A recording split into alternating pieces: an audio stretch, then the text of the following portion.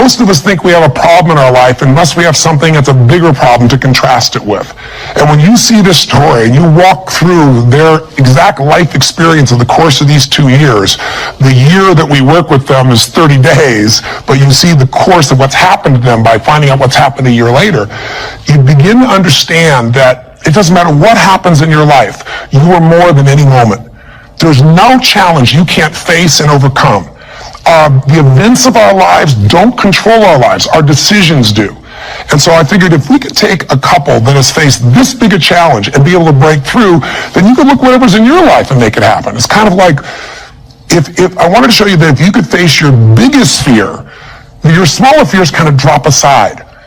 It's like, what's your biggest fear? Today, one of the biggest fears so many people in North America and around the world, the Western world, are facing is losing their job. It's a horrific possibility. It has impact on your family, your psychology, your emotion, so many things, your choices. But the truth of the matter is, what's a problem? Losing your job is a massive problem until you find yourself in a position where you lose all your savings. What it took you maybe 10 years of working to get. Then what's a problem after losing your savings? That's not a problem anymore when all of a sudden you lose your leg or an arm or something horrific happens to one of your children. That's not a problem when someone tells you all of a sudden that you have terminal cancer. And I've had those moments where somebody says you've got that tumor in your brain and we don't know what it means. Those moments take your other problems and make them disappear. And you know what's interesting? When you ask most people in North America, what's the greatest thing that could ever happen to you? Give them 10 seconds. It's been done over and over again. First 10 seconds, what comes to your mind? What's the best thing that could ever happen in your life? The majority of people in North America say what? Can you guess? Winning the lottery. And many of them say winning a $100 million lottery, $200 million lottery. That's what's going to make their quality of life extraordinary. But when you do the studies, and there have been many done over the last 15 or 20 years on people that win these giant lotteries, what are their lives like 2 years later, 3 years later, 5 years later? Is the quality of their life extraordinary? Rarely, if ever. Because what's happened is they haven't grown. Life gives us these events, these, quote, horrific events, because there's an area of our life that has to grow. If you were to ask me, Tony, out of all the millions of people you've worked with, if someone really wants to feel alive, they want joy, they want happiness, they don't just want money or things or just even respect, they want to feel a sense that life is meaningful and alive, what does it take? I tell you one word: progress. When you're making progress in your life, it doesn't matter where it is, you're going to feel more alive. If you're overweight, when you get yourself today and you say, you know what, I'm stepping into gear. I'm just putting these darn shoes on. I'm not waiting for the perfect, person to come by and coach me. I'll get that too. But right now, I'm just going for a walk, or I'm going to go for a jog, or I'm going to go lift some weights. I'm going to do something right now. And you get yourself into gear, and you do that for a few days in a row. Even if you haven't lost the 10, 20, or 30 pounds yet, you're going to start feeling better immediately because you have the power of momentum and you're making progress. Progress equals growth. Growth equals feeling alive. We grow or we die. So what's the worst thing that could ever happen in your life? Same survey, ask the people in North America, 10 seconds to come up with the answer. Number one answer, to become a quadriplegic. That's why I made this show. Because the idea that I could be in a position where I'd be alive, but I couldn't physically feed myself, take care of myself, that I'd be completely immobilized, for most people, that's the scariest thought of all. To them, that's the worst possible fear. So by going through this journey with Frank and Kristen and experiencing their emotions and seeing and feeling that in 30 days they could go from trapped in their home where there's no possibility of a future, no idea of intimacy, no idea of children, to world travelers who are doing things they weren't doing before when he was, quote, supposedly able-bodied, happier and stronger and closer in their love than ever before. And you know it's real, and you see the results a year later as we do the follow-ups. And you haven't seen the follow-ups, be sure to see that and hear about the story of what's happened with them. When you get that experience, it affects you. Because it isn't somebody verbally telling you a story, it's something you kind of went through. So the idea here is, I'm sure you have some other fears outside the one we just came up with. Whatever you're afraid of, the job, the loss of relationship, trust me, it's small. If you'll face a bigger fear, that little fear will start to be handled pretty easily. That's why when all of us go through in our lives extreme stress, we're all going to go through it. You're going to have a home burned down, or something's going to happen to somebody you love, or someone's going to pass before you're prepared for it, which is almost always. Or you're going to find yourself in a financial situation that feels like you can't turn it around. Or you might feel like personal character assassination, or maybe you get mugged, or maybe you get a terminal disease. We all will face multiple times in our life extreme stress. The difference in people's lives is not what we face, it's what we do with what we face. You can take yourself from a place where in the face of absolute total tragedy, you triumph. But it requires making some new decisions, taking some new actions, and mastering a part of yourself that can unleash all of your power and ability as a human being. That human spirit, as corny as it sounds, can be channeled in a very specific way. And if you do, the game of life changes. So I'll give you another example outside Frank and Kristen. A friend of mine who just passed recently, he's always been a deep inspiration to me. His name is Art Berg.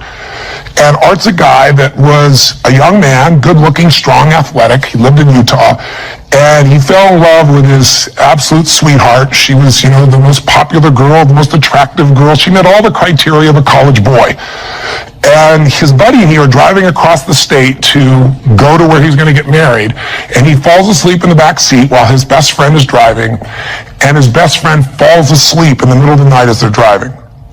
My friend Art Berg woke up rather intensely on the desert floor with the car upside down, his legs trapped beneath it, and unable to feel anything. He became a quadriplegic in an instant. His friend actually was beat up but actually survived. Now, what do you do in a situation like that? Well, the first thing most people do is they want to curse God or they want to curse their friend. It's not their fault. Most of what happens in our lives is not our fault, but what we do with it is going to determine the quality of our lives. Sometimes it is our fault, let's be honest. But lots of times, events happen. Stuff happens, or whatever word you want to place stuff with. You know what I'm talking about. But what's different about this man is he made a different set of decisions. On that day, he said to himself, you know what? I got two choices. I can live here in the dirt and live and suffer the rest of my life what I've lost, or I can figure out how to maximize what I have. He developed this mindset.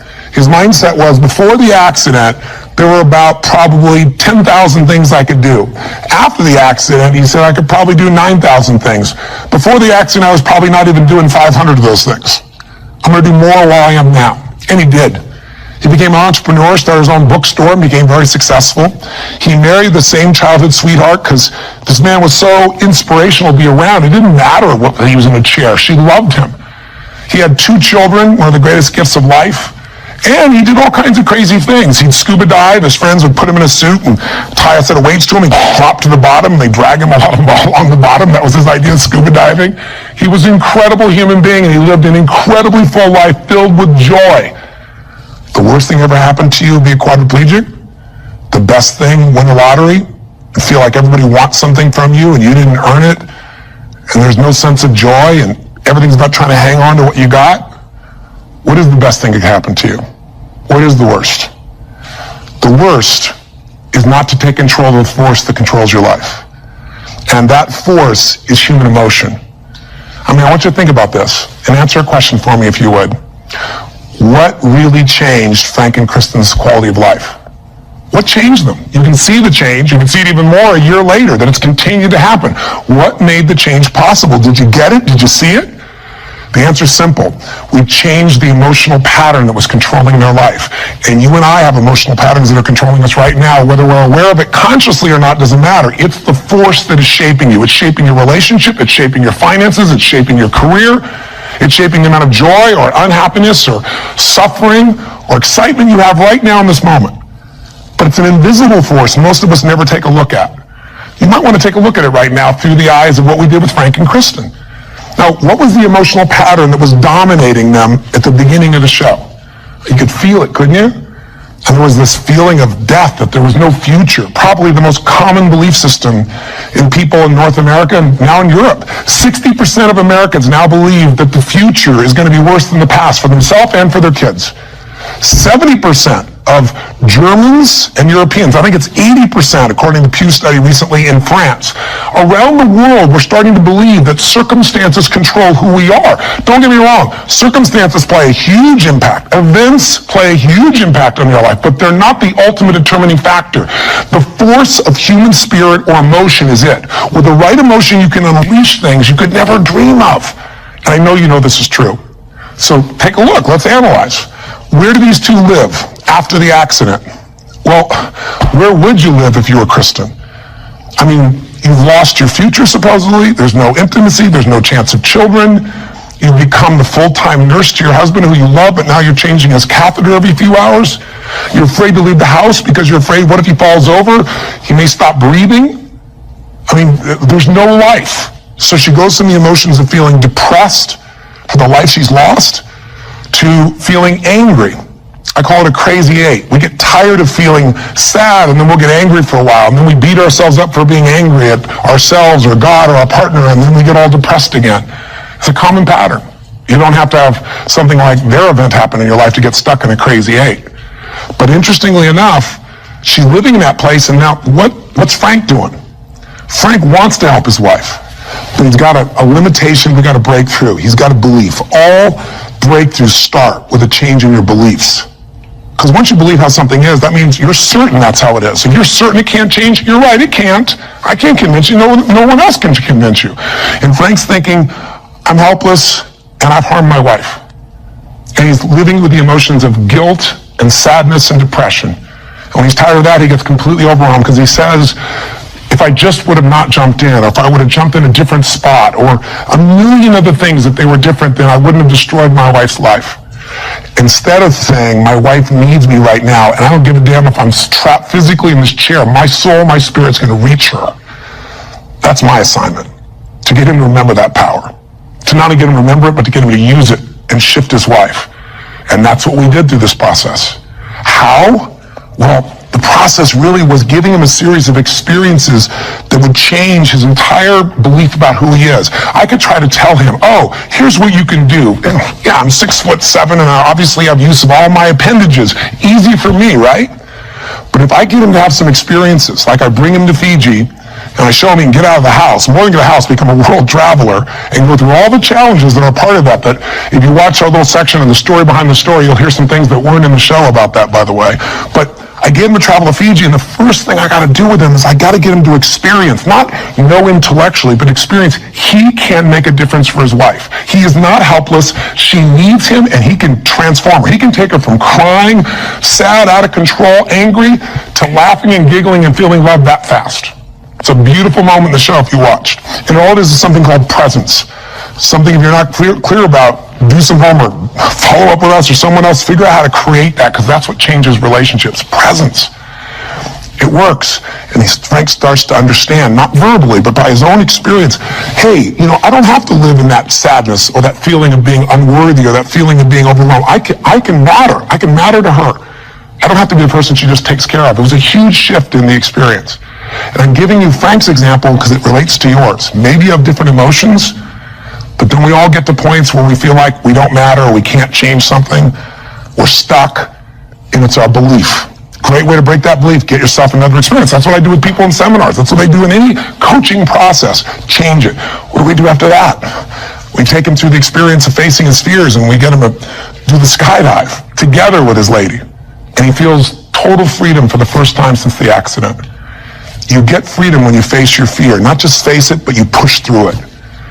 I get him to face separation from his lady for 10 days. Get him to be in a room with Olympic athletes who couldn't move across the room. He couldn't move across the room, but now they're incredible, and he feels like he's not enough, and he has to push through that. Show him how to get back his dream, drive his truck, get in that thing and drive 100 miles an hour, even though all you got is your elbows to drive the darn thing, and I'm on the other seat. Pretty cool thing. So it was a stacking of these experiences that got Frank to own himself in a new way, to build a new identity, a new set of emotional patterns. So here are the steps, and this is what you want to do. What did I do with him? I did 4 things. That's all I really did at its core. Number 1, for both of them, for Frank and Kristen to transform, I identified where do they live emotionally. That's what you got to do. Where do they live emotionally? Well, we just described where they live. Depression, anger on one side, feeling guilty, feeling overwhelmed, feeling sad on the other. There's no way they can change their life with that as the emotional fuel to get you to take action. You're not going to take action. There's not enough intensity to get you to get through the obstacles or the tragedies or the challenges. Once you see what the pattern is and you tell yourself the truth, this is where I'm living, step 2 I did with them, is I identified what's the antidote. So if fear is what's controlling things right now, we need an antidote called courage. Now, courage doesn't mean that you're not scared. Courage just simply means that you're scared to death, but you do it anyway. It's an emotional muscle. It doesn't feel good. You just exercise it. That's what courage is. I mean, everybody you know has different emotional patterns. And it may be hard to see it in yourself, but I bet you know in other people. I mean, come on. Don't you know somebody who lives every day and they're angry all the time, or they're pissed off, or they're frustrated, or they're worried all the time? I mean, haven't you met people at different times who, don't you know somebody that's always kind of playful or crazy or cracking jokes? Better yet, do you know somebody who's not really funny, but they think they are?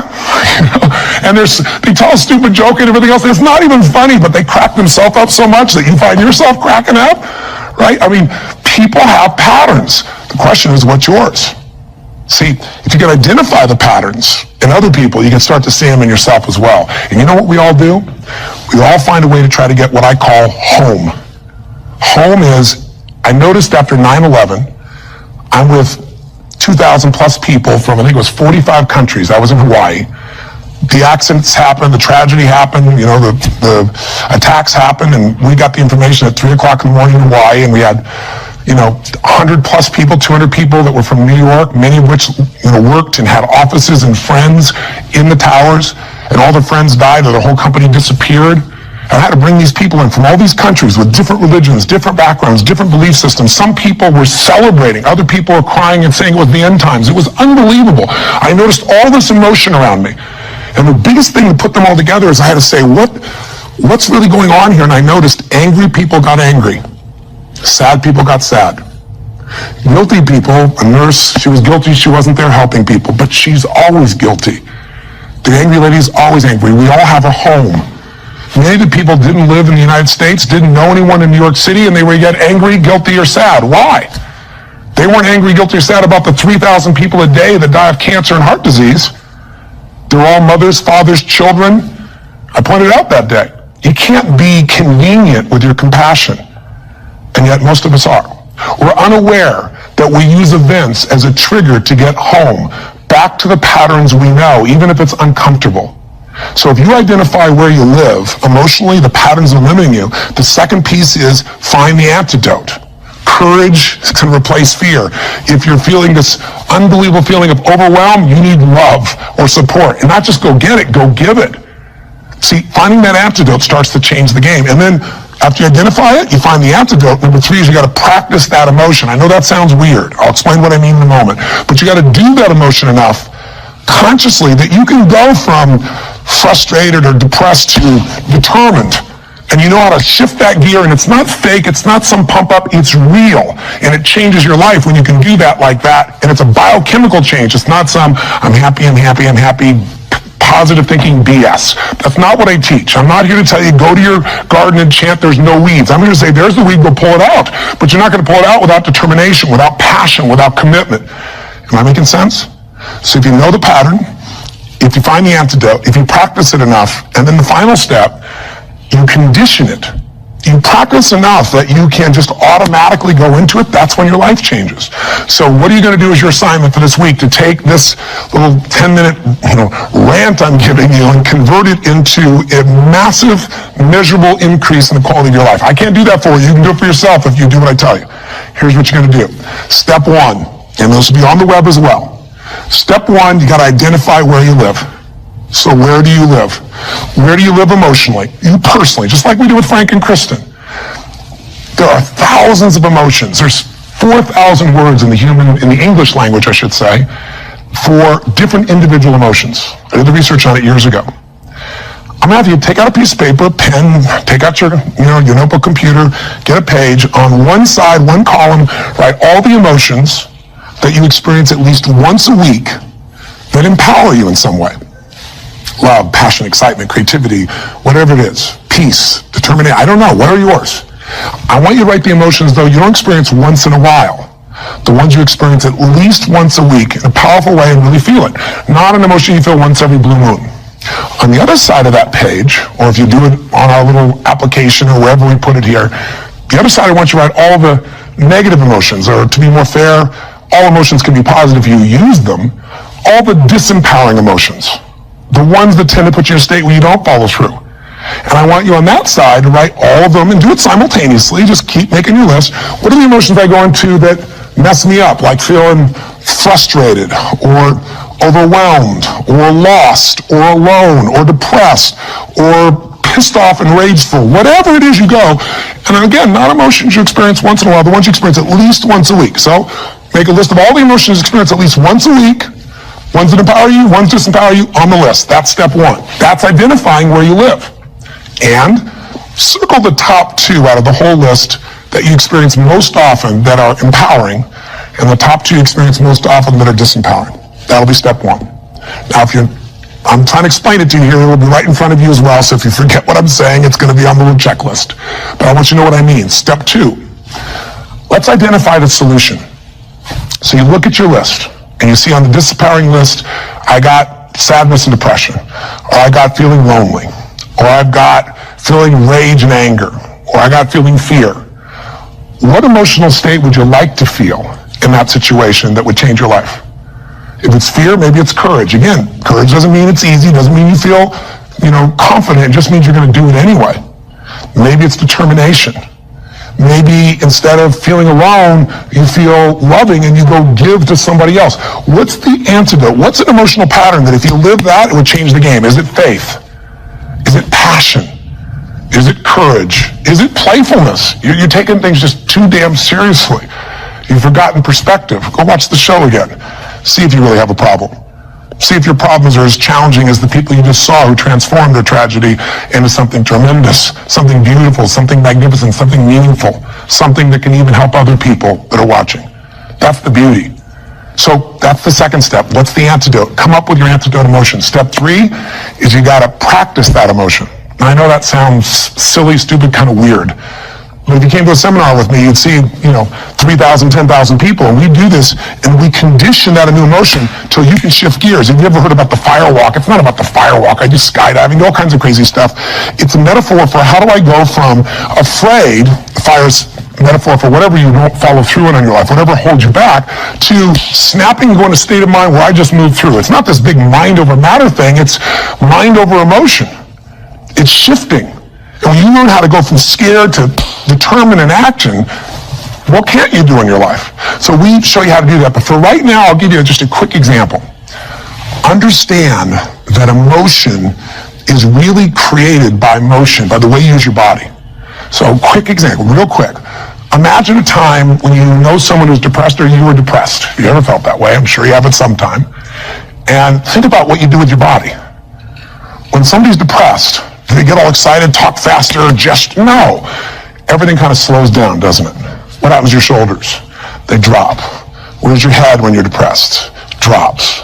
Where's your breathing? Full or shallow? It becomes shallow. You talk loud and fast or slow and quiet? Slow and quiet, more hesitant. Now, emotion is created by motion. You can try and think yourself and I'm happy, but if you go, I'm happy, and your body's like this, nothing's going to change. We can change our biochemistry by eating, by taking a drug, by smoking a cigarette, because then you take a different breath, you eat food you like, you fill up your tummy, and you start to breathe nice. Your whole mental, emotional state changes, doesn't it? So what I'm saying is you don't need the cigarette, you don't actually need the food, you can just physically learn to say, this is what I do when I'm depressed, this is what I do when I'm most determined. There's this gesture I made. I remember one time when I was a kid, or one time I got pissed off and what did I do? I made a gesture, I stood taller, I looked the person in the eye, I spoke with more authority. Now, my idea of passion and determination may be a little over the top for you and I get it. I'm a crazy mofo and I'm a passionate human being, but you can do your version. What do you do when you're really feeling something like determined? What do you do when you are passionate? With your face, with your voice, with your body. Just practice and make a contrast. Here's what I do when I'm sad. Here's what I do when I feel loved. Here's what I do when I'm worried. Here's what I do when I'm determined. That's what I mean by practice. And I'd love to have you in an event, but I'm trying to give this to you so you can do it right now, and you can. And maybe this would be helpful to do with friends so they can give you feedback and say, here's what you do. I see you do this when you're really strong. I see you do that when you're kind of weak. That's the third step. Practice. Now, what's the assignment? Figure out your emotions. Where do you live? Positive, negative. What are the big primary antidotes? What emotions do you need? Practice the emotions you need so you can go into them a few times. Sounds a little weird, but if you do it, you'll see it's actually quite fun. Feels powerful. Maybe do it with a friend. That's the easy way to do it. And condition it. And that means take the next 3 days, do this 3 times. Figure out the difference and shift from not sure, worried to determined. From overwhelmed, I don't know what to do, to focused. And you just deliberately, physically make the change from one to the other. 3 times for 3 days. If you're bold, do it for 7. But if you do this 3 or 4 times a day for 3 to 7 days, you'll start to get a pattern in your body. And the pattern in your body, a new pattern means a new life. Our life's a reflection of our emotional patterns. If you live in sadness and depression, you could have $1 billion and your life is called sad and depressed. If you're living feeling grateful, feeling alive, feeling passionate, your life is filled with gratitude and passion. Doesn't matter what's happening anywhere else. And you can face any challenge from those emotions and you can overcome.